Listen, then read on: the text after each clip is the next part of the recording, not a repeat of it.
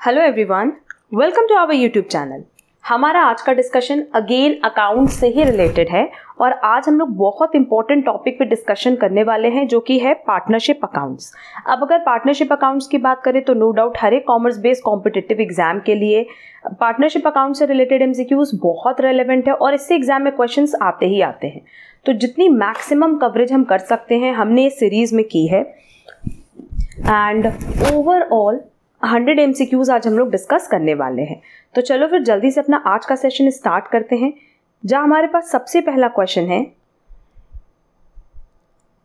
In the absence of an agreement to the contrary the partners are. देखो, अगर agreement नहीं है तो हमेशा याद रखना दो चीजें होती हैं। पहला कि आपको अगर मान लो किसी पार्टनर ने लोन दिया हुआ है कंपनी को तो उस पर इंटरेस्ट मिलता है at the rate 6% per annum, और दूसरा जो भी प्रॉफिट होगा उसको इक्वल रेशियो में डिस्ट्रीब्यूट करना होता है। बाकी सैलरी नहीं मिलती, कमीशन नहीं मिलता, ड्राइंग पे इंटरेस्ट, कैपिटल पे इंटरेस्ट, ये सब आप चार्ज नहीं कर सकते। तो ऑप्शन देख लेते हैं, not paid salaries, paid salaries, paid salaries in profit sharing ratio, paid salaries according to their work. But obvious correct answer होगा first, not paid salaries. Next, the current accounts of partners are opened when their capital accounts are. देखो, एक चीज ध्यान रखना कि generally क्या होता है कि आप कैपिटल अकाउंट ओपन करते हो, बट कई बार क्वेश्चन में ये लिखा रहता है कि जो कैपिटल है पार्टनर्स का वो फिक्स्ड है, तो उसकी वजह से कैपिटल अकाउंट भी ओपन करना पड़ता है और करंट अकाउंट भी ओपन करना पड़ता है। क्लियर? तो हम करंट अकाउंट तब ओपन करते हैं जब हमारा कैपिटल अकाउंट क्या होता है, फिक्स्ड होता है। तो करेक्ट आंसर होगा A, fixed. Next, to which account would the interest on capital accounts of partners be credited. देखो, इंटरेस्ट ऑन कैपिटल की बात करें, ये चीज पूछ रहा है कि वो पार्टनर्स में कहाँ क्रेडिट होता है। तो सबसे पहले तो देखो, इसको हम पीएल एप्रो में डालते हैं, है ना, और पीएल एप्रो में हम कहाँ दिखाते हैं, डेबिट साइड दिखाते हैं to interest on capital. But जब हम पार्टनर्स कैपिटल अकाउंट बनाते हैं तो यही interest on capital by interest on capital के नाम से डालते हैं in partners capital account. Clear? तो पार्टनर्स कैपिटल अकाउंट में हम क्या कर रहे हैं, इसको क्रेडिट कर रहे हैं ना, तो करेक्ट आंसर क्या होगा, partners capital account. Next, A B C are partners in a firm. If X is admitted as a new partner the old firm has to be dissolved, the old partnership has to be dissolved, both firm and partnership has to dissolve, neither of them need to be dissolved. देखो, जब नया partner आया तो जो पुरानी partnership है वो खत्म होती है, फर्म खत्म नहीं होती है। देन करेक्ट आंसर होगा B, the old partnership has to be dissolved. Clear? Next, if the partnership deed provides for a salary of ₹1000 per month to a partner A. Partnership deed में लिखा हुआ है कि पार्टनर को salary मिलेगी 1000 per month पे। Who withdraws only 800 in a month. अब इस 1000 रुपए में जो 800 है आप सिर्फ वो विड्रॉ कर रहे हो, मतलब वही सैलरी ले रहे हो, तो बाकी 200 की सैलरी कहाँ जाएगी, बाकी 200 की सैलरी भी तो पार्टनर्स कैपिटल अकाउंट या करंट अकाउंट में ही जाएगी। मतलब जब हम लोग पार्टनर्स कैपिटल अकाउंट बनाते हैं ना, तो हम लोग कहाँ दिखाते हैं, बाई सैलरी दिखाते हैं। क्लियर? भले आपने 800 रुपये विड्रॉ किया है, बट क्योंकि आपको 1000 मिलना है तो वो 200 आउटस्टैंडिंग हो गया, तो ये पूरी की पूरी 1000 कहाँ चली जाएगी, पार्टनर्स कैपिटल अकाउंट में क्रेडिट साइड, है ना, क्रेडिट हो जाएगी, या हम कह सकते हैं पार्टनर्स करंट अकाउंट में। देख लेते हैं ऑप्शन में क्या दिया है, debited to A's capital account. देखो, एस कैपिटल अकाउंट में डेबिट नहीं होगा, क्रेडिट होगा। Outstanding salary account credited to A's current account. अब आप लोग हो सकता है कि मैं से ये पूछो कि मैम कब कैपिटल यूज करना है, कब करंट यूज करना है। हमने स्पेशली बता दिया कि देखो, होता क्या है कि जब हमारा कैपिटल फिक्स होता है ना, तब हम लोग कैपिटल अकाउंट अलग बनाते हैं, करंट अकाउंट अलग बनाते हैं। और उस केस में करते क्या है ये भी समझ लो कि जो हमने कैपिटल अकाउंट बनाया किसी भी पार्टनर का, उसमें ओपनिंग बैलेंस डालते हैं, क्लोजिंग बैलेंस डालते हैं, अगर ड्यूरिंग द ईयर कोई कैपिटल का एडिशन हुआ है तो वो डालते हैं, और ड्राइंग हुआ है तो वो डालते हैं। तो फिर करंट अकाउंट में क्या डालते हैं, करंट अकाउंट में जो भी करंट अकाउंट का बैलेंस है वो डाला, और उसके अलावा जैसे सैलरी विड्रॉ किया है, ठीक है, ड्राइंग्स है, इंटरेस्ट ऑन ड्राइंग्स है, इंटरेस्ट ऑन कैपिटल है, ये सारी चीज़ें फिर करंट अकाउंट में जाती है, क्योंकि इनसे आपका कैपिटल अकाउंट फ्लक्चुएट हो सकता है। और क्योंकि हम तो कह रहे हैं कि हमारा कैपिटल अकाउंट क्या होगा, फिक्स होगा, तो जो चीज़ फिक्स है आपको उसको चेंज नहीं करनी है। क्लियर। अब हमारे पास ऑप्शन में कैपिटल अकाउंट भी दिया था, करंट अकाउंट भी दिया था, बट क्योंकि हमें पता है कि ये जो 200 रिमेनिंग है ये कहाँ जाएगा, क्रेडिट में जाना है, तो ये ऑप्शन हमारे पास सिर्फ सी में दिया है, तो करेक्ट आंसर होगा C. Next, XYZ are partner sharing profit and losses equally. उनका कैपिटल का क्लोजिंग बैलेंस दिया हुआ है 80,000, 60,000, 40,000। देयर प्राइवेट प्रॉपर्टीज भी गिवन है तीनों की। The extent of their liability in the firm is, अब देखो हमेशा याद रखना कि एक पार्टनर की जो लाइबिलिटी होती है अनलिमिटेड होती है, और जो उनका बैलेंसेस है वो तो उनको देना पड़ेगा, बट अगर इफ इन केस मान लो फर्म के पास लाइबिलिटीज ज़्यादा है कंपैरेटिवली असेट के, तो उनकी प्राइवेट प्रॉपर्टीज भी बेची जाती है। तो ओवरऑल जो उनकी लाइबिलिटी होगी हर एक पार्टनर की, कैपिटल प्लस उनकी प्राइवेट प्रॉपर्टी होगी। क्लियर। तो एक्स की टोटल कितनी लाइबिलिटी हो गई, 1 लाख की। वाई की टोटल कितनी लाइबिलिटी हो गई, 75,000 की। और जेड की हो गई 50,000 की, जो कि ऑप्शन सी में दिया, तो करेक्ट आंसर होगा C. Next, in the absence of an agreement to the contrary the partners are entitled to, हमने पहले बताया कि आपको इंटरेस्ट ऑन लोन कितना मिलेगा, ओनली 6%, फिर भले प्रॉफिट हो या ना हो। अगर लॉस है तो भी कोई फर्क नहीं पड़ता, आपको ये 6% का इंटरेस्ट मिलना ही मिलना है। तो as per given option correct answer होगा C, 6% whether or not there are profits. Next, unless the agreement states otherwise the partner shares profit and losses in. अगर अग्रीमेंट में कुछ और मेंशन है कि जैसे अगर मान लो अग्रीमेंट में लिखा है कि प्रॉफिट शेयरिंग में कैपिटल रेशियो में होगा, तो ठीक है, फिर आप कैपिटल रेशियो में अपना प्रॉफिट शेयर करो।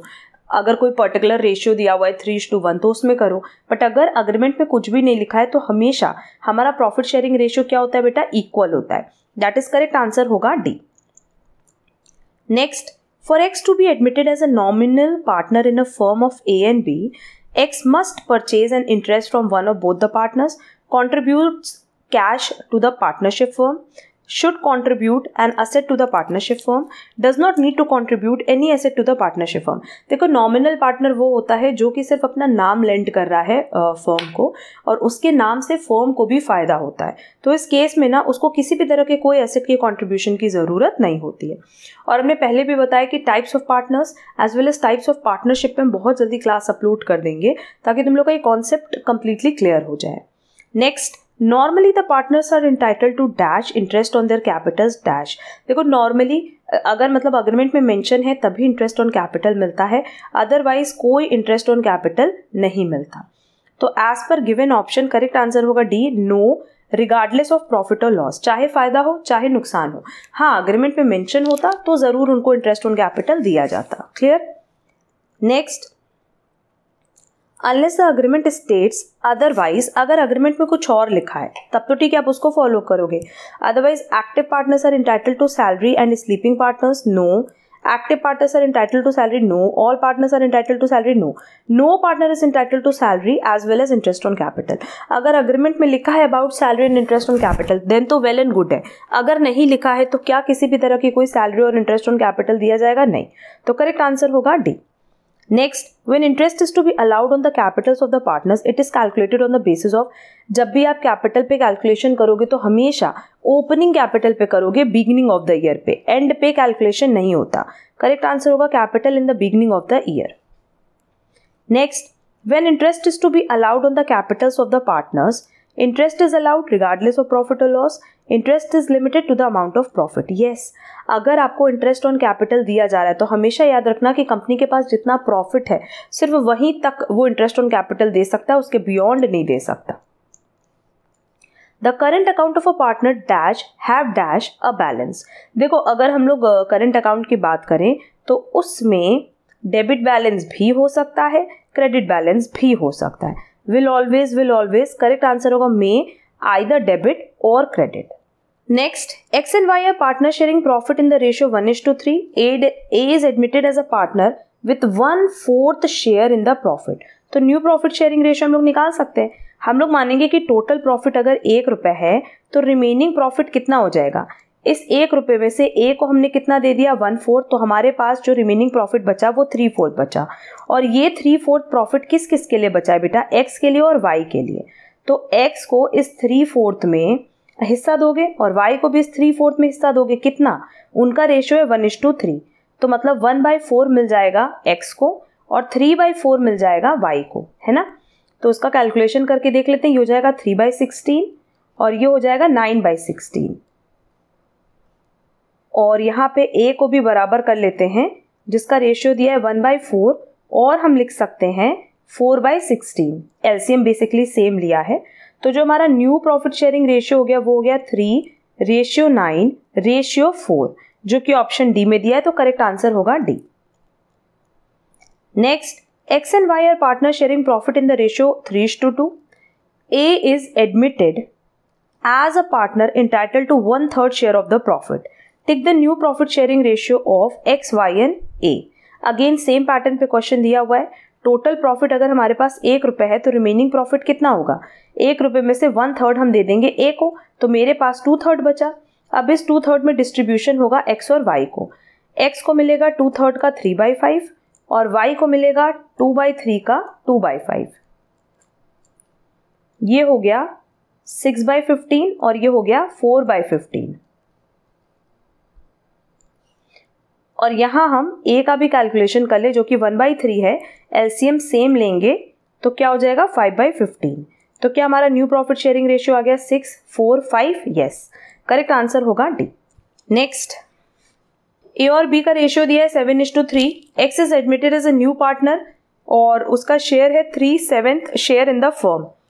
X takes 1/7 share from A and 2/7 from B. तो क्या हम सबका न्यू रेशियो निकाल सकते हैं? बिल्कुल निकाल सकते हैं। देखो, सबसे पहले ए का ओल्ड शेयर कितना था 7/10 और बी का ओल्ड शेयर कितना था 3/10। एक्स का टोटल शेयर है 3/7, जिसमें से 1/7 उसने लिया A से और 2/7 लिया B से। बस आप कैलकुलेशन कर लो। अगर हम 70 ले रहे एलसीएम तो ये हो जाएगा 49 - 10, दैट इज 39 डिवाइडेड बाय 70। ये हो गया 70, 21 - 20 इज इक्वल टू 1/70।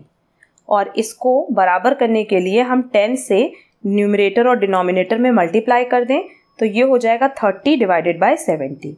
रेशियो क्या हो गया 39, 1, 30, जो कि हमारे पास ऑप्शन डी में दिया है, तो करेक्ट आंसर होगा डी। नेक्स्ट, ए और बी का ओल्ड रेशियो दिया है, Z is admitted as a new partner entitled to 2/3 of the profit. तो new profit sharing ratio again क्या होगा, सिंपली कैलकुलेट कर लें कि टोटल प्रॉफिट अगर 1 है तो रिमेनिंग प्रॉफिट कितना हो गया 1 - 2/3, दैट इज 1/3। ए का ओल्ड प्रॉफिट है 1/5, उसमें उसको हिस्सा मिलेगा 1/3 का।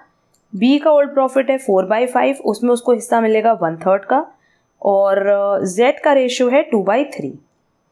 ये हो जाएगा 1/15 और ये हो जाएगा 4/15। और 5 से अगर हम मल्टीप्लाई कर दें न्यूमरेटर डिनोमिनेटर में तो ये हो जाएगा 10/15। तो रेशियो हुआ 1, 4, 10। अगेन ऑप्शन डी में करेक्ट आंसर दिया है। ए बी सी का रेशियो दिया है, find the new profit sharing ratio of B and C अगर ए रिटायर कर जाए। सिंपल, अगर ए रिटायर कर जाए तो उसका रेशियो कट कर देते हैं, पर यहाँ पे ना पहले क्या करेंगे कि क्योंकि इन तीनों का रेशियो अलग तरीके से दिया है तो आप एलसीएम ले लो 10। ये हो जाएगा 5 रेशियो 5 2 10 मतलब 4 रेशियो, ये हो जाएगा 1। तो एक्चुअल में रेशियो कितना है 5, 4, 1। अब अगर ये रिटायर करे तो सीधे सीधे उसका रेशियो कट कर दो और जो रिमेनिंग बचा वो क्या हो जाएगा न्यू प्रॉफिट शेयरिंग रेशियो, जो कि ऑप्शन बी में दिया है। Next, A B C 3 partners हैं, अगेन तीनों का रेशियो दिया है। C retires and his share is taken up by A and B. तो आपको न्यू प्रॉफिट शेयरिंग रेशियो बताना है। पहले तो यहाँ आप एलसीएम ले लो, एलसीएम 15 आएगा, 5 3 15, 3 5 15 और ये 7। तो हमारे पास ये हो गया ओल्ड प्रॉफिट शेयरिंग रेशियो।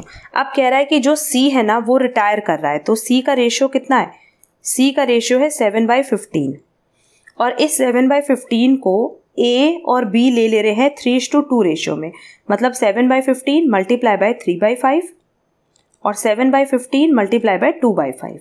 तो ए कितना शेयर ले रहा है 21 डिवाइडेड बाय 65 नहीं 75 और बी कितना शेयर ले रहा है 14 डिवाइडेड बाय 75। तो क्या करेंगे, ए के ओल्ड रेशियो में इसको ऐड कर देंगे और बी के ओल्ड रेशियो में इसको ऐड कर देंगे। ए का ओल्ड रेशियो कितना है बेटा 3/15 और बी का ओल्ड रेशियो कितना है, यहाँ लिख रहे हैं 5/15।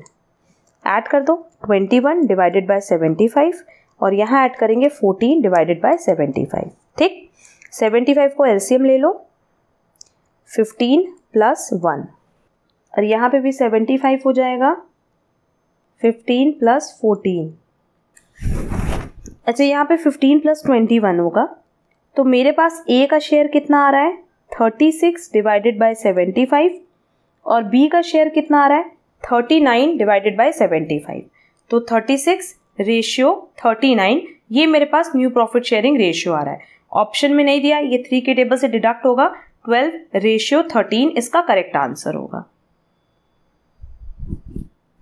क्लियर? नेक्स्ट, XYZ 3 पार्टनर है 5:4:3 रेशियो में। A is admitted as a new partner 1/6 share. आपको सैक्रिफाइसिंग रेशियो निकालना है XYZ का। सिंपल है, सैक्रिफाइसिंग रेशियो बेटा कैसे निकलता है, sacrificing ratio is equal to old ratio minus new ratio. वैसे तो हम इस क्वेश्चन को पूरा सॉल्व करके दिखा दे रहे हैं, बट हम इसका शॉर्टकट भी बता दे रहे हैं कि इस तरह का जब क्वेश्चन दिया रहता है ना कि डायरेक्टली ए का शेयर दिया हुआ है कि उसने कितना शेयर अक्वायर किया है, तो जो ओल्ड रेशियो होता है वही सैक्रिफाइसिंग रेशियो भी होता है। हम कैलकुलेट करके भी दिखा दे रहे हैं।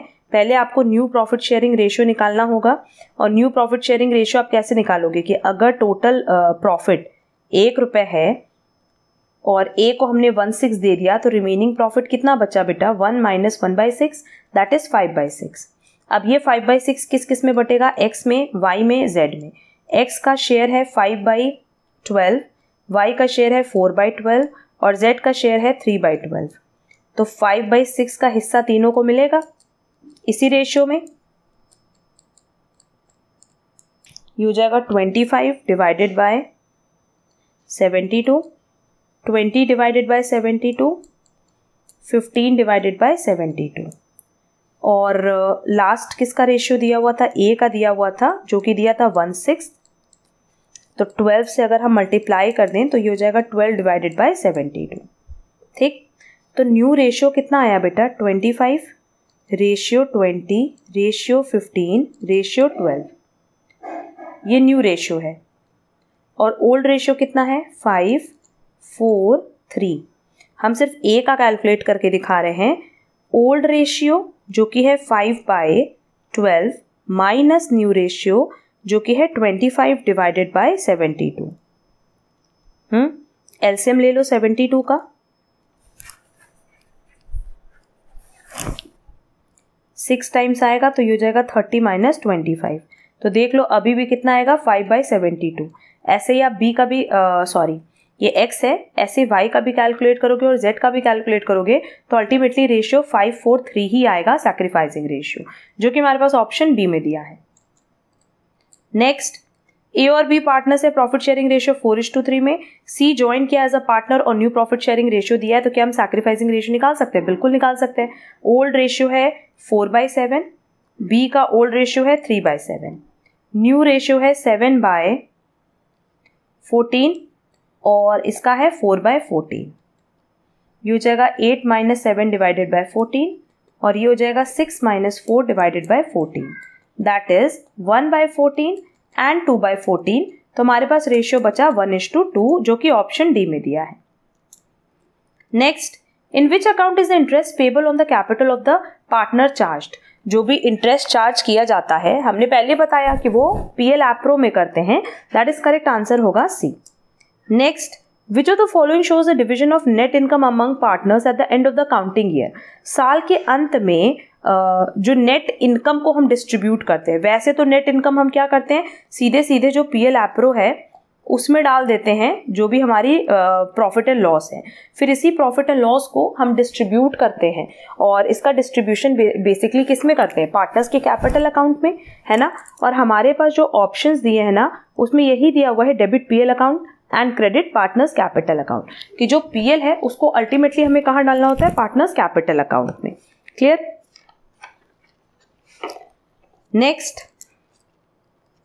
When a new partner is admitted, which of the following account is credited to record the increase in the value of an asset? जब भी हम बात करते हैं एसेट की वैल्यू की बढ़ने की, घटने की, लायबिलिटीज की वैल्यू की बढ़ने की, घटने की, तो वो हम हमेशा चार्ज करते हैं रीवैल्यूएशन अकाउंट में, जिसको हम लोग पीएल एडजस्टमेंट अकाउंट के नाम से भी जानते हैं। तो ऑप्शन बी करेक्ट होगा। Next, A B C equal partner है, ए और बी दोनों की डेथ हो गई ट्रेन एक्सीडेंट में, तो इस केस में क्या पार्टनरशिप खत्म होगी? नहीं, पूरा का पूरा फर्म ही खत्म हो जाएगा, है ना। मतलब पार्टनरशिप तो खत्म हो ही रही है, पर साथ ही साथ फर्म भी खत्म हो रहा है। The partnership, the firm, both the partnership and firm. क्यों? क्योंकि कोई एक अकेला पार्टनर कभी भी पार्टनरशिप फर्म नहीं चला सकता, मिनिमम आपको 2 पार्टनर्स चाहिए। Next, What would be the accounting entry for a partner's withdrawal of cash in lieu of salary? देखो, जब आप कैश का विड्रॉ कर रहे हो तो उससे क्या होगा, आपका जो कैपिटल अकाउंट है, अगर कैपिटल अकाउंट दिया है तो कैपिटल अकाउंट कम हो जाएगा, और करंट अकाउंट दिया है तो करंट अकाउंट कम हो जाएगा, है ना, डिक्रीज होगा ना। क्यों? क्योंकि आपने सैलरी के बदले कैश ले लिया है। जो आपको सैलरी मिली थी उसके बदले आपने क्या ले लिया है? कैश ले लिया है। वैसे तो हम लोग क्योंकि हमारे पास क्वेश्चन में करंट अकाउंट दिया है, तो वैसे हम लोग जो एंट्री डालते हैं वो डालते हैं सैलरी टू करंट अकाउंट, है ना। इससे हमारा करंट अकाउंट बढ़ जा रहा है, बट क्योंकि इसके बदले हमने कैश ले लिया तो एंट्री हो जाएगी current account to cash. Clear? Correct answer होगा D. Next, upon the dissolution of a firm the PL is shared by the partners. जब भी फर्म बंद होता है तो उस पॉइंट ऑफ टाइम पे जितना भी फायदा नुकसान होता है उसको पीएल जो शेयर करते हैं वो करते हैं in PSR, that is profit sharing ratio. Next, upon the dissolution of a firm the realisation from its assets must first be applied towards paying. सबसे पहले उसका पेमेंट आप कहाँ करते हो? पार्टनर्स को? नो। प्राइवेट क्रेडिटर्स को? नो। जो भी फर्म के डेट्स होते हैं थर्ड पार्टी से रिलेटेड उनको पेमेंट करते हैं। Next, in what ratio are the shares and debentures received when a business is sold to a company to be distributed among the old partners? Equally, PSR, capital ratio before transferring the profit and loss on realization, their capital ratio after transferring the profit or loss on realization. Yes, अगर मान लो कह रहा है कि shares and debentures received हुए और उस point of time पे, मतलब किस पॉइंट ऑफ टाइम पे रिसीव हो रहा है? जब आपका बिजनेस सोल्ड किया जा रहा है, बेचा जा रहा है किसी कंपनी को, तो उस केस में जो शेयर्स एंड डिबेंचर्स हैं वो ओल्ड पार्टनर्स में डिस्ट्रीब्यूट होंगे। किस रेशियो में डिस्ट्रीब्यूट होंगे? बट ऑब्वियस उनके कैपिटल रेशियो में, क्योंकि उनको कैपिटल के बदले ना शेयर्स एंड डिबेंचर्स मिल रहा है। बट ये कौन सा कैपिटल रेशियो होगा? After transferring the profit and loss on realisation. मतलब सब कुछ ट्रांसफर कर दो कैपिटल अकाउंट पे और उसके बाद जो कैपिटल रेशियो बचेगा उस कैपिटल रेशियो में डिस्ट्रीब्यूट होगा। Next, if a partner becomes insolvent how is the loss to be borne by the other partners? अगर सारे पार्टनर्स इनसॉल्वेंट हो जा रहे हैं, अगर एक पार्टनर, सारे नहीं, एक पार्टनर अगर इनसॉल्वेंट हो जा रहा है तो बाकी पार्टनर्स की ये ड्यूटी है कि वो लॉस को डिस्ट्रीब्यूट करें अपने कैपिटल रेशियो में। Next, on the maturity of a joint life policy how would the amount receive from the insurance company be distributed among the partners? जो भी पैसा इंश्योरेंस कंपनी देती है उसको आप हमेशा इक्वली ही डिस्ट्रीब्यूट करते हो, तो करेक्ट आंसर होगा ए। Next, how is the premium paid on the joint life policy of partners treated? It is dash to the dash account. देखो, जो भी आप प्रीमियम पे कर रहे हो, बट ऑब्वियस वो कहाँ जाएगा? जो प्रीमियम पे किया जाता है वो तो पीएल अकाउंट में जाता है, डेबिट किया जाता है पीएल अकाउंट में। Next, the balance of joint life policy of the partners would represent, ये क्या रिप्रेजेंट करता है? Total premium? No. Annual instalment? No. Policy surrender value? हमेशा याद रखना कि जॉइंट लाइफ पॉलिसी का जो भी बैलेंस होता है वो हमेशा सरेंडर वैल्यू को ही रिप्रेजेंट करता है of the policy. Next, upon the retirement of a partner the decrease in the value of a liability is credited to. जब पार्टनर रिटायर करता है, वैल्यू लाइबिलिटी की डिक्रीज हो रही है। हमने पहले बताया जब चाहे एडमिशन हो, रिटायरमेंट हो, डेथ हो, हर केस में लाइबिलिटी या असेट की अगर वैल्यू फ्लक्चुएट हो रही है तो उसको हम रीवैल्यूएशन अकाउंट और पीएल एडजस्टमेंट अकाउंट में दिखाते हैं। Next, when a firm is dissolved the amount realised from an unrecorded asset, इसको हम कहाँ डालते हैं? रियलाइजेशन में। डिसोल्यूशन के टाइम जो भी असेट्स और लाइबिलिटीज होते हैं सबको हम कहाँ सेट ऑफ करते हैं? रियलाइजेशन अकाउंट में। At the time of dissolution of a firm, यहाँ फर्म बंद हो रहा है, the balance of the provision for bad and doubtful debt, ये भी हम कहाँ ट्रांसफर करेंगे? बट ऑब्वियस रियलाइजेशन अकाउंट में, क्योंकि सारे असेट्स आप दिखा देते हो रियलाइजेशन में, सारी लाइबिलिटीज दिखा देते हो, फिर असेट्स को बेचते हो, लाइबिलिटीज को पे ऑफ करते हो, एंड देन जो बैलेंस बचता है वो आप पार्टनर्स में डिस्ट्रीब्यूट कर देते हो।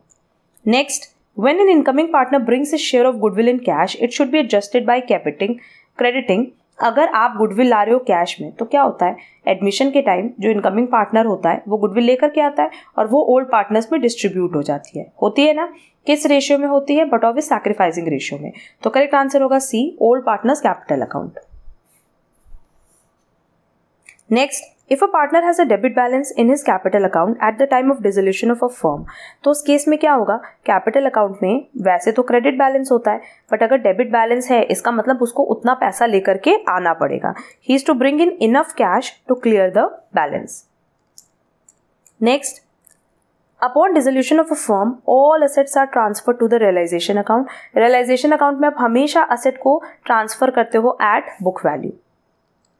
Next, when the business of a partnership is sold to a new firm, the liabilities not taken over by the new firm should be, जितनी भी liabilities नई फर्म ने टेक ओवर नहीं की है, बट ऑब्वियस वो किसकी ड्यूटी है, पार्टनर्स की ड्यूटी है, तो वो पार्टनर्स अकाउंट में ही जाएगी।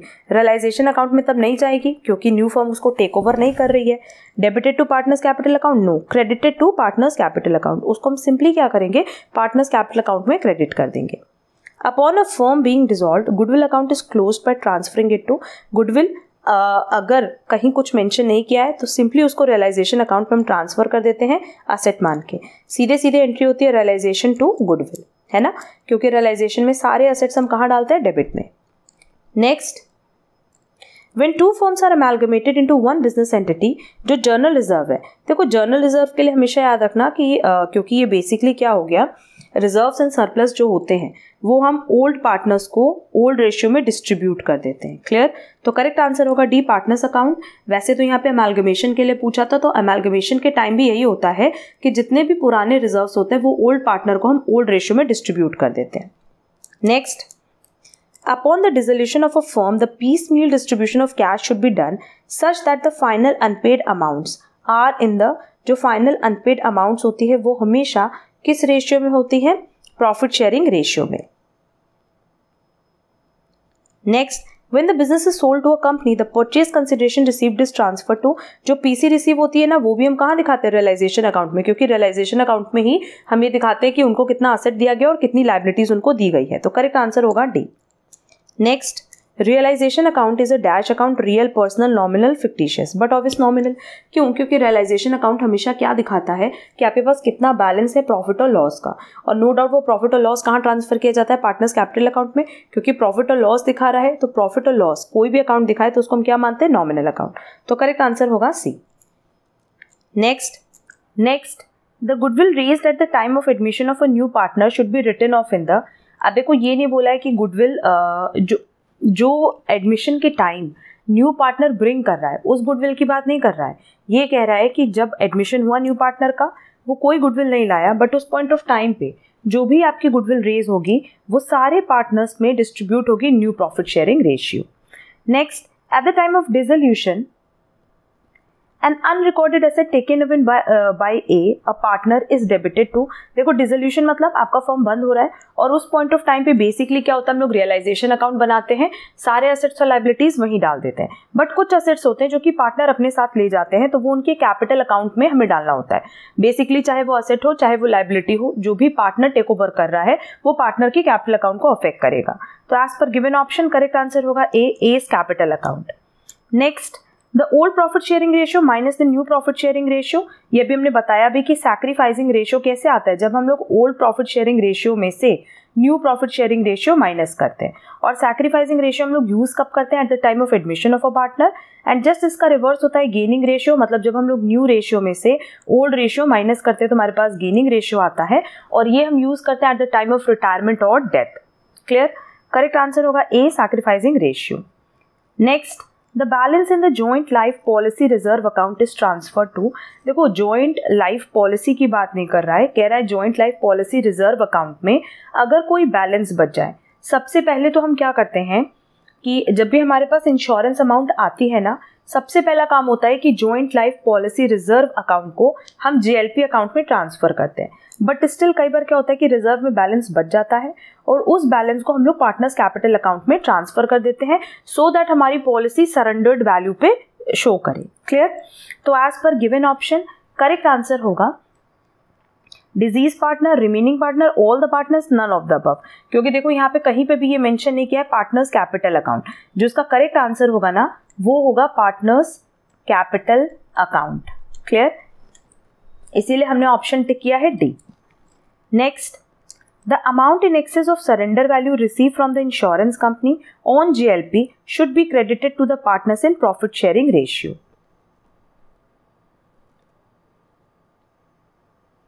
Next, with capitals being fixed, the loss arising from the insolvency of a partner will be borne by the other solvent partners।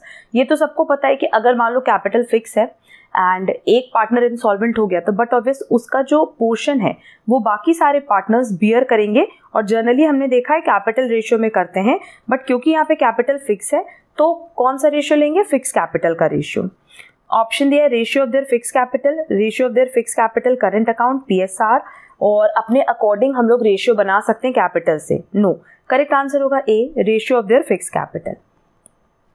Next, upon the dissolution of a firm in piecemeal distribution of cash, ये basically एक method है जो कि हम लोग use करते हैं जब भी फर्म का डिसोल्यूशन होता है ना। कई मेथड्स हम लोग यूज़ करते हैं बट उसमें सबसे फेमस मेथड है पीसमेल डिस्ट्रीब्यूशन ऑफ कैश। उसमें हम लोग कैश किस तरीके से डिस्ट्रीब्यूट करते हैं? प्रॉफिट शेयरिंग रेशियो में। तो करेक्ट आंसर होगा C. Next, at the time of retirement of a partner, any profit on revaluation of assets and liabilities will be credited to। जब पार्टनर का रिटायरमेंट हो रहा है उस पॉइंट ऑफ टाइम पे कह रहा है कि रीवैल्यूएशन अकाउंट से जो भी फायदा नुकसान आएगा वो कहाँ जाएगा। अच्छा, इस क्वेश्चन में तो सिर्फ रिटायरमेंट के बारे में पूछा है, बट हम ओवरऑल बताते हैं कि चाहे एडमिशन हो, चाहे रिटायरमेंट हो, चाहे केस हो डेथ का, तीनों ही केस में ना तीन चीज़ों का हमें कैलकुलेशन देखना होता है। पहला तो हम लोग ये देखते हैं रीवैल्यूएशन अकाउंट का जो बैलेंस है, और रीवैल्यूएशन मतलब क्या होता है? असेट्स और लायबिलिटीज की जो वैल्यू इंक्रीज डिक्रीज करती है उसके बेसिस पे हम लोग प्रॉफिट लॉस निकालते हैं। दूसरा होता है कि हमारे पास जितने भी फ्री रिजर्व्स हैं उनका हम क्या करते हैं, और तीसरा गुडविल। तो याद रखना, चाहे एडमिशन हो मतलब either in the case of admission, retirement और डेथ, तीनों ही केसेस में रीवैल्यूएशन अकाउंट का बैलेंस एंड फ्री रिजर्व्स का बैलेंस हम ओल्ड पार्टनर में डिस्ट्रीब्यूट करते हैं in old profit sharing ratio. Clear? और अगर गुडविल की बात करें तो गुडविल एडमिशन के टाइम सैक्रिफाइसिंग रेशियो में एंड रिटायरमेंट के टाइम गेनिंग रेशियो में डिस्ट्रीब्यूट करते हैं।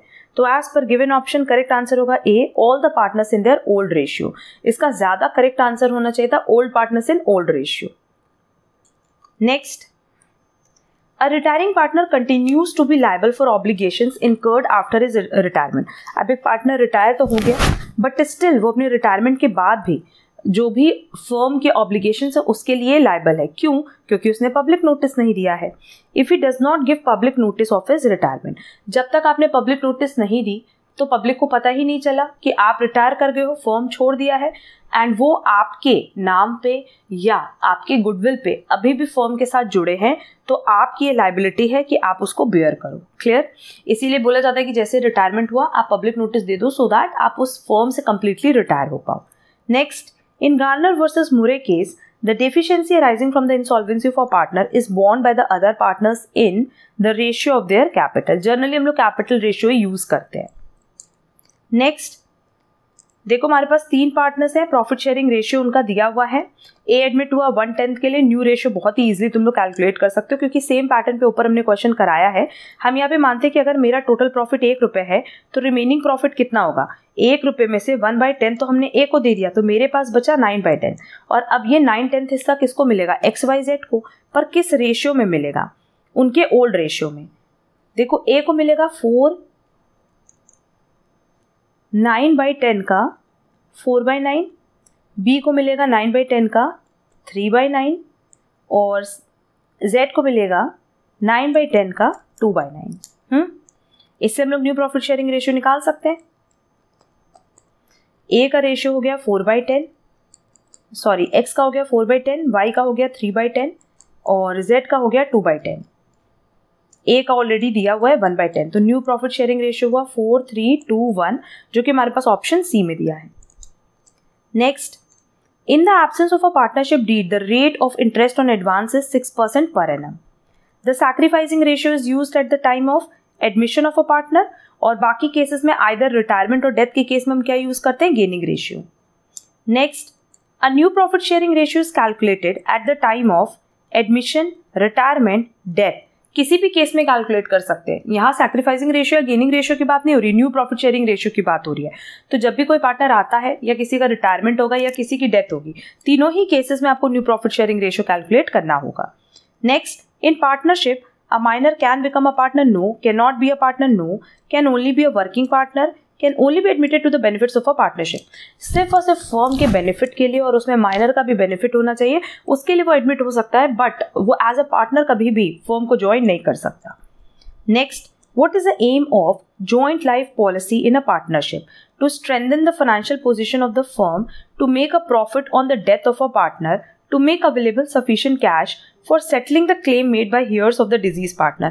अगर किसी पार्टनर की डेथ हो जाती है फर्म में काम करते करते, नो डाउट जो उनके लीगल हेयर्स है या नॉमिनी है उनको तो पैसा देना पड़ेगा, तो एट अ टाइम आप कहाँ से पैसा अरेंज करोगे? इसीलिए फर्म क्या करती है, उनके नाम पे पॉलिसीज लेती है। तो करेक्ट आंसर होगा C. Next, the amount received from an insurance company on the maturity of a joint life policy is distributed among the partners. Again देखो ये चीज़ कह रहा है कि joint life policy जब मच्योर हो जाती है तो इंश्योरेंस कंपनी पैसा दे देती है, और वो पैसा पार्टनर्स के बीच में आप किस रेशियो में डिस्ट्रीब्यूट करोगे? वो डिस्ट्रीब्यूट होता है इन profit sharing ratio. Next, when all the partners are insolvent, the loss shown by realization account is debited to the partners capitals account in. कह रहा है कि सारे पार्टनर क्या हो गए? इंसॉल्वेंट हो गए। अब जो भी लॉस रियलाइजेशन अकाउंट में, रियलाइजेशन अकाउंट का जो भी प्रॉफिट और लॉस होता है वो हम हमेशा शेयर करते हैं इन profit sharing ratio. Next, the profit sharing ratio दिया हुआ है ए और बी का, सी एडमिट हो रहा है 1/5 के लिए। क्या हम सैक्रिफाइसिंग रेशियो निकाल सकते हैं? हाँ, बिना कैलकुलेट किए भी निकाल सकते हैं, क्योंकि इस तरीके का जब क्वेश्चन दिया रहता है जहाँ पे न्यू पार्टनर का सिर्फ ऐसे मेंशन किया कि उसको कितना हिस्सा मिल रहा है, तो जो ओल्ड रेशियो होता है ना वही सैक्रिफाइसिंग रेशियो भी होता है। हमने पहले भी सेम पैटर्न पे क्वेश्चन सॉल्व करवाया है। Next, Who bears the loss of a firm when all the partners become insolvent? देखो जब सारे पार्टनर इंसॉल्वेंट हो गए तो नो डाउट आप पार्टनर्स की पर्सनल लाइबिलिटी क्रिएट नहीं कर सकते। तो उस केस में क्या होता है कि जो फर्म की लाइबिलिटीज होती हैं, जो क्रेडिटर्स होते हैं, उनको सैक्रिफाइस करना पड़ता है। क्लियर? तो लॉस बेसिकली कौन बेयर करता है? क्रेडिटर्स। नेक्स्ट, द पार्टनरशिप में be brought to an end by giving a notice when partnership is for a fix period. देखो फिक्स पीरियड के लिए तो नोटिस देने की जरूरत नहीं है, जैसे वो टाइम पीरियड कंप्लीट होगा पार्टनरशिप एंड पे आ जाती है। Partnership is for an indefinite period, तो आप इसको खत्म ही नहीं कर सकते। The purpose for which the partnership had been established has come to an end. जैसे अगर आपने किसी पर्टिकुलर पर्पस के लिए पार्टनरशिप की है, जैसे मान लो कि रोड का कंस्ट्रक्शन है, तो उसके लिए आपने पार्टनरशिप की है, तो जैसे ही वो काम खत्म होगा वो खुद ब खुद खत्म हो जाएगी पार्टनरशिप, उसके लिए कोई नोटिस नहीं देनी पड़ती। Partnership as it will, yes, अगर आपने पार्टनरशिप बनाई है विल पे तो उस केस में आपको नोटिस देनी पड़ती है, और नोटिस देते ही आपकी पार्टनरशिप खत्म हो जाएगी। तो करेक्ट आंसर होगा D. Next, where the partnership deed provides that loss due to the insolvency of a partner shall be shared in the profit sharing ratio. Such a loss would be shared, अगर mention किया गया है तो but obvious वो profit sharing ratio ही हम follow करेंगे। जो भी प्रॉफिट शेयरिंग रेशियो मेंशन होगा PSR वही फॉलो करना होगा डिस्ट्रीब्यूशन के लिए। तो करेक्ट आंसर होगा C. Next, in the case of a partners insolvency, any balance in reserve fund और PL account is distributed to all the partners. Basically सारे पार्टनर्स को डिस्ट्रीब्यूट करेंगे प्रॉफिट शेयरिंग रेशियो में। Next, A और B partners हैं 3:2 में। सी admit हो रहा है 1/5 ऑफ शेयर ऑफ प्रॉफिट के लिए और 10,000 कैपिटल ला रहा है। तो ए का एडजस्टेड कैपिटल क्या होगा? सिंपल है, देखो हमारे पास सी का शेयर दिया हुआ है और सी का कैपिटल दिया है, तो क्या हम फर्म का टोटल कैपिटल निकाल सकते हैं? हाँ, अगर 10,000 कैपिटल सी का है फॉर 1/5 शेयर, तो 5/1 के लिए टोटल कैपिटल कितना रहा होगा? 50,000। अगर फर्म का 50,000 टोटल कैपिटल है तभी तो सी अपने 1/5 के लिए कितना लेकर के आ रहा है? 10,000। ठीक, अब सबसे पहले हम लोग क्या करेंगे? न्यू प्रॉफिट शेयरिंग रेशियो निकालेंगे, है ना। तो ए और बी का सीधे सीधे बता रहे हैं, सी कितने के लिए आया? 1/5 के लिए। तो ₹1 में से अगर 1/5 सी को दिलाया तो बचा कितना? 4/5। अब ये 4/5 किसका है? ए का और बी का। ए का है 3/5 में और बी का है 2/5 में। तो ये हो जाएगा 12/25, ये हो जाएगा 8/25, और सी का कितना हो गया? 1/5 मल्टीप्लाई बाय 5/5, तो ये हो जाएगा 5/25।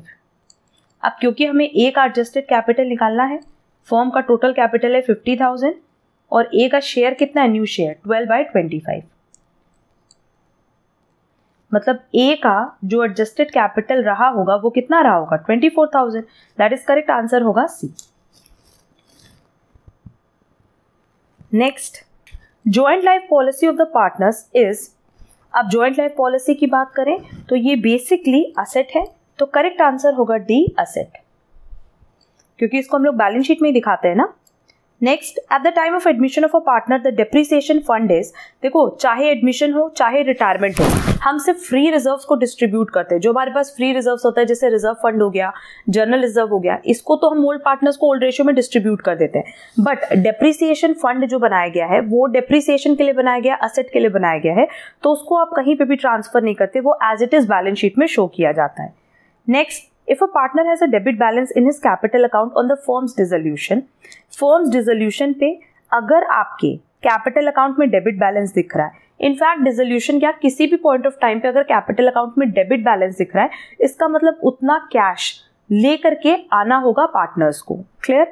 ऑप्शन देख लेते हैं. He need not bring in any cash, he will be excluded. No, he is required to bring in enough cash to clear it. That is correct answer होगा C. Next, the piecemeal distribution of cash envisages the amount finally left unpaid to be in the. ये हमने पहले भी बताया कि piecemeal distribution के case में जो भी बैलेंस होता है उसको हम लोग प्रॉफिट शेयरिंग रेशियो में डिस्ट्रीब्यूट कर देते हैं. Next, goodwill is an asset जो कि क्या रिप्रेजेंट करता है, the present value of the future earnings in excess of the normal earnings prevalent in a trader और इंडस्ट्री. देखो, गुडविल का मतलब क्या होता है कि मान लो एक ही कॉलोनी में 2 जनरल स्टोर्स हैं, तो नो डाउट दोनों के पास ही सेम ही प्रोडक्ट्स होंगे, जनरल स्टोर है तो, बट एक का जो प्रॉफिट है, और थोड़ा सा एग्जांपल दे दे कि मान लो दोनों ही जनरल स्टोर ने 10 लाख रुपए लगाए हैं और उनको पता है कि मार्केट का जो रिटर्न है वो 10% है, कि हर साल उनको 10% तो मिलेगा ही मिलेगा. बट पहला जो जनरल स्टोर है वो 12% कमा रहा है. क्यों? क्योंकि उसकी गुडविल अच्छी है, उसकी रेपुटेशन अच्छी है, उसकी सर्विसेज अच्छी हैं, और ये जो 2% वो एक्स्ट्रा कमा रहा है, इसी को हम क्या कहते हैं बेटा, गुडविल. और वही चीज यहाँ मेंशन भी किया है, तो करेक्ट आंसर होगा C. Next, at the time of a dissolution of a firm the provision for bad and doubtful debt, ये कहाँ ट्रांसफर करते हैं, रियलाइजेशन अकाउंट में. इनफैक्ट सारे असेट्स एंड लायबिलिटीज को हम लोग ट्रांसफर करते हैं रियलाइजेशन अकाउंट में. Next, at the time of admission of a partner after meeting the loss on revaluation of investment, जो भी बैलेंस बचेगा इन्वेस्टमेंट फ्लक्चुएशन फंड में उसको हम फ्री रिजर्व्स मानते हैं और वो पार्टनर्स कैपिटल अकाउंट में ट्रांसफर कर देते हैं. Next, on a partners retirement the profit on the adjustment in the value of assets should be credited to the capital accounts of the retiring partner only, remaining partner no, all partners in the old profit sharing ratio. Again, क्योंकि यहाँ पे किसकी बात कर रहा है, यही तो कह रहा है ना कि जो असेट्स है उसकी वैल्यू एडजस्ट होगी, तो असेट की वैल्यू कहाँ एडजस्ट करते हैं, रीवैल्यूएशन अकाउंट में. और रीवैल्यूएशन अकाउंट का जो भी बैलेंस होता है वो हम हमेशा ओल्ड पार्टनर ओल्ड रेशियो में डिस्ट्रीब्यूट करते हैं. क्लियर? और रिटायरमेंट हो रहा है तो सारे ही पार्टनर्स को मिलना है, इसीलिए करेक्ट आंसर होगा D. Next, the deceased partner share of profit from the date of the previous balance sheet to the date of partners death. ये बेसिकली हम लोग किसकी बेसिस पे कैलकुलेट करते हैं, कई बार ये टाइम बेसिस पे कैलकुलेट होता है और कई बार सेल्स बेसिस पे भी कैलकुलेट होता है. डिपेंड करता है जैसा पार्टनरशिप अग्रीमेंट में मेंशन किया हो. पार्टनरशिप में be bought to an end by giving notice when the partnership is at will. Same question हमने पहले भी डिस्कस किया हुआ है. Next, the purchase consideration on the sale of a firm to a company will be transfer to. अच्छा, कई बार क्या होता है, जैसे हमने बोला कि डिसोल्यूशन हो रहा है तब तो बात ही खत्म कि जो भी प्रॉफिट लॉस आएगा वो पार्टनर्स की कैपिटल में ट्रांसफर हो जाएगा. पर कई बार क्या होता है ना कि फर्म को पूरी तरीके से सेल कर दिया जाता है किसी कंपनी को, तो उस केस में कंपनी आपको इन रिटर्न कुछ देती है और जनरली वो पीसी का कैलकुलेशन करके पीसी देती है, मतलब शेयर्स डिबेंचर्स देती है in the form of PC. ठीक, तो ये जो अमाउंट आप रिसीव कर रहे हो शेयर्स और डिबेंचर्स के फॉर्म में, इसको आप कहाँ रिकॉर्ड करोगे, बट ऑब्वियस रियलाइजेशन में.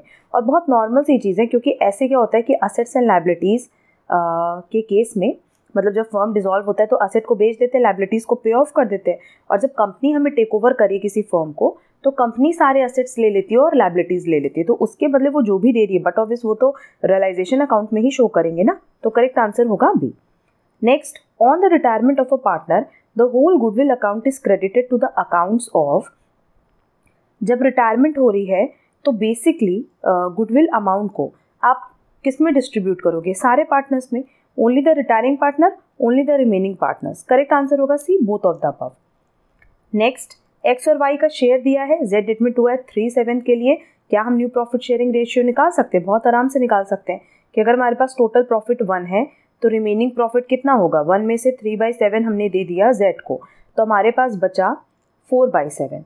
अब ये 4/7 एक्स लेगा और वाई लेगा किस रेशियो में? 7:3 रेशियो में। बस हमने यहाँ तक कैलकुलेट कर लिया, बाकी का तुम लोग खुद कैलकुलेट कर लेना। इसका करेक्ट आंसर आना चाहिए B. Next, on the admission of a partner decrease in the value of machinery is debited to. हमने पहले बता दिया कि चाहे इंक्रीज हो चाहे डिक्रीज हो in the value of asset और लायबिलिटी, वो हमेशा जाएगा पीएल एडजस्टमेंट अकाउंट में। क्लियर? तो करेक्ट आंसर होगा B. Next, when a goodwill account is raised at the time of admission of a new partner, credit is given to old partners in their. आप जो credit देते हो, again देखो raise हो रहा है एडमिशन के टाइम। अगर न्यू पार्टनर ब्रिंग करता गुडविल तब तो वो सैक्रिफाइसिंग रेशियो में डिस्ट्रीब्यूट होता, बट जब हम रेज कर रहे हैं तो वो किस रेशियो में डिस्ट्रीब्यूट होगा? ओल्ड पार्टनर्स को ओल्ड रेशियो में। नेक्स्ट, ए और बी इक्वल पार्टनर्स हैं, उन्होंने सी को एडमिट किया और किस कंडीशन पे किया कि सी 10,000 कैपिटल लाएगा, 5,000 गुडविल लाएगा। ए बी सी का फ्यूचर जो प्रॉफिट शेयरिंग रेशियो है वो भी दिया है, तो अब आपको ये बताना है कि A and B will share the goodwill in the, but obvious वो किस रेशियो में शेयर करेंगे? सैक्रिफाइसिंग रेशियो में। क्यों? क्योंकि यहाँ एडमिशन हो रहा है। तो क्या हम सैक्रिफाइसिंग रेशियो निकाल सकते हैं? हाँ, निकाल सकते हैं। ए का ओल्ड रेशियो है 1/2, बी का भी ओल्ड रेशियो है 1/2, माइनस 2/5 माइनस 1/5। ये हो जाएगा 5 - 4 डिवाइडेड बाई 10 और ये हो जाएगा 5 - 2 डिवाइडेड बाई 10। अल्टीमेटली जो हमारे पास रेशियो आएगा वो आएगा 1:3। तो 1:3 में आप इस 5,000 को डिस्ट्रीब्यूट करोगे और ये ऑप्शन दिया है सी में। Next, on 31 December 2001 assets and liabilities दी हुई हैं फर्म की। The firm was dissolved and a sum of 60 paisa in rupee was paid to the creditors. What was the loss on realisation? देख लेते हैं। अगर हम रियलाइजेशन अकाउंट बनाना जानते हैं तो सिंपली हम लोग क्या करेंगे? पहले तो जो हमारे पास असेट दिया हुआ है उसको हम डेबिट में रिकॉर्ड कर लेंगे जो कि है 40,000, और लायबिलिटी को रिकॉर्ड कर लेंगे क्रेडिट साइड जो कि है 30,000। अच्छा, अब कह रहा है कि फर्म डिसॉल्व हो गया और क्रेडिटर को कितना पैसा इन रिटर्न मिलेगा? ओनली 60 पैसा। मतलब जो 30,000 है उसके बदले 30,000 का 60% उनको वापस मिलेगा, दैट इज 18,000 मिलेगा। तो हमें कितना पेमेंट करना है टू कैश? 18,000। और कहीं पे भी ये मेंशन नहीं किया गया है कि असेट को बेचने पे कितना पैसा मिला है। तो अब देखो हमारे पास असेट के नाम पे कितना पैसा है? 40,000 है, ठीक है। कहीं पे भी ये नहीं लिख रहा है कि इस असेट को हम बेच रहे हैं। इसमें से अगर हम इस 18,000 का पेमेंट कर रहे हैं तो कंपनी के पास कितना बैलेंस बचा? फर्म के पास कितना बैलेंस बचा? 22,000। तो यही ना लॉस होगा। करेक्ट आंसर होगा D, 22,000। Next, when an incoming partner purchases his share from one of the existing partners, the total assets of the firm do not change. The assets of the firm will be augmented to the extent of the payment received from the new partner. The total asset of the firm will be reduced, or the changes in the total asset of the firm will depend upon the structure of the asset. देखो, जब incoming partner जिसका admission हो रहा है वो अपना share किसी existing partner से खरीद ले तो क्या उसकी वजह से कोई भी चेंज असेट में आएगा? नहीं आएगा। तो करेक्ट आंसर होगा A, the total asset of the firm do not change. Next, the joint life policy received on the death of a partner is credited to the जो JLP रिसीव्ड हो रही है पार्टनर्स के death पे, उसको हम कहाँ डालेंगे? JLP रिजर्व अकाउंट में? नो, पार्टनर्स के कैपिटल अकाउंट में in their profit sharing ratio. Next, in setting the accounts of a firm after it's dissolution, the assets of the firm shall be applied first in paying. सबसे पहले ना जो हमारे dates होते हैं, जो आउटसाइड डेट्स होते हैं, थर्ड पार्टीज को पेमेंट करना होता है, वो सबसे इंपॉर्टेंट है। पार्टनर को एकदम लास्ट में पेमेंट करते हैं। तो करेक्ट आंसर होगा the debts of the firm to third parties. Next, A और बी का रेशियो दिया है 4:1। सी एडमिट हो रहा है 1/3 ऑफ शेयर ऑफ प्रॉफिट के लिए, for which he pays 30,000 as goodwill. If A and B agree to share profits equally, then the amount of goodwill to be credited to A would be. अब क्या कह रहा है कि देखो ए और बी का शेयर कितना था? 4:1, और सी आ रहा है 1/3 के लिए, और ए और बी ने ये डिसाइड किया कि वो फ्यूचर में जो प्रॉफिट है वो इक्वली शेयर करेंगे। तो हमें यहाँ पे बेसिकली क्या चाहिए बेटा? एडमिशन के टाइम का जो गुडविल है वो किस रेशियो में डिस्ट्रीब्यूट होगा, सैक्रिफाइसिंग रेशियो में। तो ए का सैक्रिफाइसिंग रेशियो निकालते हैं 4/5 और बी का निकाल लेते हैं 1/5। इसमें से माइनस करेंगे न्यू प्रॉफिट शेयरिंग रेशियो। ए और बी कह रहे हैं कि फ्यूचर में वो इक्वली शेयर करेंगे, मतलब ए बी सी का शेयर 1/3 है, मतलब इनका भी 1/3 होगा, इनका भी 1/3 होगा। इसमें से 1/3 माइनस करो, इसमें से भी 1/3 माइनस करो, तो ये हो जाएगा 12 - 5 डिवाइडेड बाय 15 और ये हो जाएगा 3 - 5 डिवाइडेड बाय 15। तो देखो ए तो सैक्रिफाइस कर रहा है, ए कितना सैक्रिफाइस कर रहा है 7/15, बट बी ना गेन कर रहा है -2/15। क्लियर। और अब इसी बेसिस पे डिस्ट्रीब्यूशन होगा। सीज कैपिटल अकाउंट जो गुडविल का है उसका 30,000, और क्योंकि यहाँ पे बी भी गेन कर रहा है तो वो भी कहाँ जाएगा, क्रेडिट में जाएगा। और कितना जाएगा, देखो टोटल जो गुडविल पे कर रहा है सी वो कितना है 30,000 1/3 के लिए, मतलब टोटल गुडविल कितनी होगी 90,000, और इसमें बी का हिस्सा कितना हो जाएगा 2/15 that is 12,000 to A's capital account, है ना। तो एज कैपिटल अकाउंट सीधे सीधे कितना आ गया 42,000। ये कॉन्सेप्ट होपफुली सबको पता होगा कि बेसिकली हम लोग क्या करते हैं, जो न्यू पार्टनर गुडविल लेकर के आता है वो डिस्ट्रीब्यूट होती है सैक्रिफाइसिंग रेशियो में, बट अगर कोई पार्टनर गेन करता है तो फिर उसको भी सैक्रिफाइसिंग पार्टनर को गुडविल का पोर्शन देना होता है। क्लियर। तो करेक्ट आंसर होगा डी 42,000। नेक्स्ट क्वेश्चन कट कर देंगे। Next, A and B partner से 3:2 रेशियो में उन्होंने सी को एडमिट किया फॉर 1/3 शेयर। क्या हम न्यू प्रॉफिट शेयर निकाल सकते हैं? हाँ, निकाल सकते हैं। इस पे हमने बहुत बार प्रैक्टिस करा दी, इसको खुद से प्रैक्टिस कर लेना। करेक्ट आंसर होगा डी। नेक्स्ट, ए और बी का प्रॉफिट है 3:2 और उनका कैपिटल भी दिया हुआ है और वो ये डिसाइड करे कि वो फर्म डिसॉल्व करेंगे। After paying off all liabilities cash realise from various asset is 15,000। This amount will be distributed between A and B as, देखो कैश रियलाइज हो रहा है वेरियस असेट से कितना 15,000, तो बट ऑब्वियस आप इसको किस में डिस्ट्रीब्यूट करोगे, इन प्रॉफिट शेयरिंग रेशियो। तो प्रॉफिट शेयरिंग रेशियो में अगर हम डिस्ट्रीब्यूट करेंगे 3:2 के रेशियो में ये डिस्ट्रीब्यूट होगा, तो ये हो जाएगा 9,000 एंड 6,000, जो कि हमारे पास ऑप्शन ए में दिया है, तो करेक्ट आंसर होगा A. Next, x and Y का शेयर दिया हुआ है 1:1। जेड 1/5 शेयर के लिए 25,000 ला रहा है for a share of goodwill. The total value of the goodwill of the firm, बहुत सिंपली हम लोग निकाल सकते हैं कि अगर वो 25,000 रुपये ला रहा है 1/5 के लिए, तो 5/1 से हम लोग टोटल गुडविल कैलकुलेट कर सकते हैं, मतलब जस्ट रिवर्स कर देंगे रेशियो को, तो करेक्ट आंसर आएगा D 1,25,000। Next, in the absence of an agreement to the contrary, हमेशा याद रखना कि जैसे यहाँ पे कैपिटल के लिए पूछा, इंटरेस्ट ऑन कैपिटल कभी दिया ही नहीं जाएगा। करेक्ट आंसर होगा D, not entitled to any interest on their capitals. Next, A और बी पार्टनर है, उनका प्रॉफिट शेयरिंग रेशियो है 7:3। सी नया पार्टनर आया, ए ने अपने शेयर का 1/7 सरेंडर किया और बी ने अपने शेयर का 1/3 सरेंडर किया, तो क्या हम न्यू प्रॉफिट शेयरिंग रेशियो निकाल सकते हैं? हाँ, बहुत आराम से निकाल सकते हैं। ए का ओल्ड शेयर था 7/10 और बी का ओल्ड शेयर था 3/10। देखो लिखा है ए सरेंडर 1/7 ऑफ हिज शेयर, वो अपने शेयर का 1/7 सरेंडर कर रहा है, मतलब 7/10 का अगर वो 1/7 सरेंडर कर रहा है तो कितना टोटल सरेंडर किया 1/10 माइनस कर देंगे, और बी अपने शेयर का 1/3 सरेंडर कर रहा है, तो टोटल उसने कितना सरेंडर किया 1/10। तो सी को कितना मिला, एक तो 1/10 मिला ए से और एक 1/10 मिला बी से, तो ये हो जाएगा 6/10, ये हो जाएगा 2/10 और ये भी हो जाएगा 2/10। तो न्यू प्रॉफिट शेयरिंग रेशियो हो गया 6:2। नेक्स्ट, ए और बी पार्टनर से बिजनेस में रेशियो है 5:3। They admit C as a partner with 1/4 share in the profits which he acquires 3/4 from A and 1/4 from B. He pays 4,000 as a share of goodwill.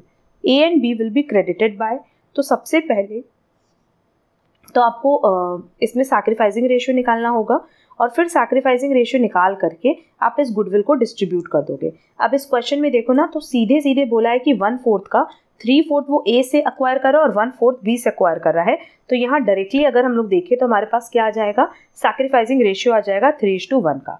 तो 4,000 को 3:1 ratio में distribute कर देंगे, तो correct answer आएगा 3,000 and 1,000 respectively. Clear? क्योंकि देखो जब MCQs आते हैं ना तो इसी तरीके से हम लोग को शॉर्ट ट्रिक यूज करके ही क्वेश्चन सॉल्व करना है. Next, calculate the amount of goodwill on the basis of the 3 years purchase of the last 4 years profit. The profit and losses for the last 4 year is, देखो 3 साल तो हमारे पास profit और 1 साल loss है और हमसे कह रहा है कि हमें अमाउंट ऑफ गुडविल बताना है कि हमारी गुडविल की वैल्यूएशन क्या होगी. तो देखो गुडविल इस केस में हम लोग क्या करेंगे, average profit into number of year purchase जो कि 3 है, तो ये हो जाएगा 8,000 प्लस 6,000 प्लस 5,000, 19,000 माइनस 3,000, तो ये हो गया हमारे पास 16,000 और ये 16,000 4 साल का है, तो एवरेज प्रॉफिट आ जाएगा multiply by 3, 4,000 multiply by 3 that is 12,000 इसका करेक्ट आंसर होगा. Next, if ₹3,000 is a normal profit of the firm, 36,000 asset है, 12,000 लाइबिलिटी है, find out the value of goodwill. देखो गुडविल का यहाँ पे बेसिकली हम लोग कैपिटलाइजेशन का फॉर्मूला अप्लाई करेंगे. Capitalised average profit minus actual capital employed. यहाँ देखो नॉर्मल प्रॉफिट जो दिया हुआ है उसी को हम लोग एवरेज प्रॉफिट मान ले 3,000 और उसको कैपिटलाइज कर दे 10% से, माइनस एक्चुअल कैपिटल एम्प्लॉयड क्या हो जाएगा, असेट माइनस लाइबिलिटी जो कि दिया हुआ है 24,000, तो ये आएगा 30,000 minus 24,000, balancing figure will be goodwill. Correct answer होगा ए 6,000. नेक्स्ट क्वेश्चन कट कर देंगे. Next, if a partnership firm earns a profit of 15,000 per year, expected rate of return दिया हुआ है, total asset of the firm दिया है, liability दी है, same pattern पे यहाँ पे भी गुडविल का कैलकुलेशन करोगे, करेक्ट आंसर आएगा 40,000. जो अभी हमने फॉर्मूला बताया था कैपिटलाइजेशन का वही फॉर्मूला यहाँ अप्लाई होगा. Next, value of goodwill of a firm is affected by, location से भी अफेक्ट होती है, रेपुटेशन से भी अफेक्ट होती है, एज वेल एज टाइम से भी अफेक्ट होती है, तो करेक्ट आंसर होगा D. At the time of dissolution of a firm, assets are transfer to the realisation account. Asset हमेशा किस वैल्यू पे ट्रांसफर होगा, बुक वैल्यू पे. नेक्स्ट, XYZ तीनों का रेशियो दिया हुआ है, Z रिटायर्ड हो रहा है बिजनेस से और उसका शेयर परचेज हो रहा है equally by X and Y. इसका जो शेयर है वो इक्वली कौन परचेज कर रहा है, मतलब 1/5 को इक्वली परचेज कर रहा है X एंड Y. क्लियर? तो क्या हम न्यू प्रॉफिट शेयरिंग रेशियो निकाल सकते हैं? हाँ निकाल सकते हैं. 2 का पहले का शेयर था 2/5 X का और Y का पहले का शेयर था 2/5. अब उसमें उन्होंने 1/10 पोर्शन ऐड कर लिया है ना, तो ये हो जाएगा 4 + 1 डिवाइडेड बाई 10 और ये भी हो जाएगा 4 + 1 divided by 10 that is 5, ratio 5 होगा जिसको हम लोग 1:1 भी कह सकते हैं, तो करेक्ट आंसर होगा A. Next, at the time of retirement of a partner the PL on revaluation shall be credited to the capital account of. Retirement के टाइम, एडमिशन के टाइम, किसी भी टाइम अगर रिवैल्यूएशन की बात करें तो ओल्ड पार्टनर ओल्ड रेशियो में ये डिस्ट्रीब्यूट होता है. Next, at the time of retirement of a partner the whole goodwill account. Retirement के टाइम ना गुडविल अकाउंट सारे पार्टनर्स को ही डिस्ट्रीब्यूट होती है. नेक्स्ट, PQR का रेशियो दिया है, R रिटायर कर रहा है and his share were taken up bye P and Q in the ratio 3:2. क्या हम न्यू रेशियो निकाल सकते हैं? हाँ बिल्कुल, और सेम पैटर्न पे हमने क्वेश्चन पहले अभी सॉल्व करवाया है ना कि अगर R रिटायर कर रहा है तो R का शेयर कितना है, 7/15 है. इसको P और Q किस रेशियो में ले रहे हैं, 3:2 में, तो P कितना ले रहा है 7/15 का 3/5 और Q कितना टेक ओवर कर रहा है 7/15 का 2/5. बस ये पोर्शन और ये पोर्शन P और Q में ऐड कर देना, न्यू प्रॉफिट शेयरिंग रेशियो आएगा 12:13. Next, the need for valuation of goodwill in case of partnership firm does not arise at the time of admission के टाइम होता है, सेल ऑफ पार्टनरशिप बिजनेस के time होता है, purchase of a new building, amalgamation of partnership firm. But obvious अगर आप नई building खरीद रहे हो तब गुडविल के वैल्यूएशन की जरूरत नहीं है, बट पार्टनरशिप में कोई भी चेंज आ रहा है तो गुडविल के वैल्यूएशन की जरूरत है. Next, the gaining ratio is calculated at the time of, gaining ratio retirement के टाइम कैलकुलेट करते हैं और सैक्रिफाइसिंग रेशियो एडमिशन के time. If the goodwill account is raised in the books of account, तो amount आप हमेशा किस में डेबिट करोगे, पार्टनर्स के कैपिटल अकाउंट में. Next, if goodwill is withdrawn by the partners their account is credited to. अगर गुडविल पार्टनर विड्रॉ कर रहे हैं तो अकाउंट किसको क्रेडिट किया जाता है, कैश को क्रेडिट करते हैं ना विड्रॉल के टाइम, तो करेक्ट आंसर होगा ए, आइदर कैश और बैंक. नेक्स्ट, ए और बी का इक्वल पार्टनर्स है, दे admit into partnership for 1/7 share. They admit, यहाँ पे मिस प्रिंटिंग है, C into partnership for 1/7 share. तो क्या हम उनका न्यू प्रॉफिट शेयरिंग रेशियो निकाल सकते हैं? हाँ, सेम पैटर्न पे हमने बहुत सारे क्वेश्चंस कराए हैं, इसको खुद से ट्राई करना। करेक्ट आंसर आना चाहिए A 3:3:1। और हमारा आज का लास्ट क्वेश्चन है, in which account is the interest payable और the capital of the partner charge. हमने स्टार्टिंग में बताया कि इसको हम लोग PL एप्रो में चार्ज करते हैं। जैसे सैलरी है, कमीशन है, इंटरेस्ट ऑन कैपिटल है, ड्राइंग है, इंटरेस्ट ऑन ड्राइंग है, ये सारी चीज़ें हम कहाँ डालते हैं? PL एप्रो में। क्लियर? तो करेक्ट आंसर होगा C। ये हमारा लास्ट क्वेश्चन था related to partnership account. And जितने तरीके के क्वेश्चंस बन सकते हैं उसमें से मैक्सिमम हमने आप लोगों को प्रैक्टिस करा दिए हैं। इन सारे क्वेश्चंस की प्रैक्टिस अच्छे से कर लेना। अगर किसी क्वेश्चन में कोई डाउट हो जाए, ये जो हमने प्रैक्टिस के लिए बोला है उसमें भी कोई भी डाउट हो तो कमेंट बॉक्स में कमेंट कर सकते हो। साथ ही साथ आप हमसे टेलीग्राम और व्हाट्सएप कम्युनिटी पे भी कनेक्ट कर सकते हो। हम उम्मीद करते हैं कि आपको आज की क्लास पसंद आई होगी। अगर आज की क्लास यूजफुल लगी है तो वीडियो को लाइक, कमेंट, शेयर जरूर करना। एंड आज की क्लास की PDF भी आपको हमारे Telegram channel as well as WhatsApp community पे मिल जाएगी। दोनों की लिंक आपको डिस्क्रिप्शन बॉक्स में हमने प्रोवाइड की हुई है। हम लोग मिलेंगे हमारी नेक्स्ट क्लास में, जहां हम लोग कुछ और बेसिक्स अकाउंट से रिलेटेड MCQs डिस्कस करेंगे। आज के लिए बस इतना। Thank you so much.